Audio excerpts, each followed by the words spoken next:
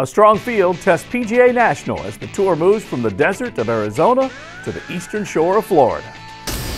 Welcome to the latest edition of PGA Tour Today. Hello everyone, I'm Joe Cowart, and the Florida Swing begins this week with the first of 4 events in the Sunshine State, and the Honda Classic boasts its best field in the history of the tournament. 5 of the top 10 in the official World Golf Rankings and 22 of the top 50 help make up the field, all anxious to see if they can stand up to PGA National's champion course and the famed Bear Trap that has collected quite a few casualties through the years. Jack Nicklaus's redesign in 1990 put some teeth in the closing stretch, particularly a pair of par 3s in the 15th and 17th, and the par 4 16th, which will be the Kodak Challenge hole this week. Negotiating this nervy stretch can bring a well-earned championship.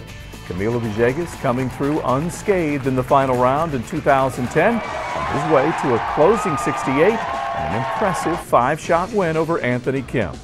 In 2010, the champion course ranked as the toughest layout among non-major courses on the schedule and second only to Pebble Beach Golf Links hosting the U.S. Open. Despite the difficulty, a few first-timers have broken through recently, including Y.E. Yang, who at 37 years of age, the South Korean punched his first ticket on tour and followed it with a Wanamaker trophy at the end of the season. Mark Wilson survived the Bear Trap and a 4-man playoff that spilled into Monday for his first win on tour in 2007. And Matt Kuchar is one of 11 first-timers to break through at the Honda Classic, but his win in 2002 came at TPC Heron Bay. Kuchar's coming off a third-place finish at the Accenture Match Play Championship.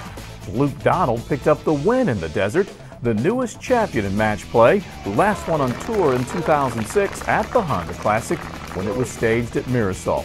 But he is one of 7 holding the tournament 18-hole record of 64 while it's staged at PGA National. Donald will start the week as the world number 3, joining defending champ Camilo Villegas and Rory McIlroy in the first 2 rounds. The featured group this week in the opening rounds will be 2008 Honda champion Ernie Els, world number 2 Lee Westwood, and British Open champion Louis Oosthuizen. One player who hasn't tasted victory in 10 seasons but is spot on at PGA National is Robert Allenby.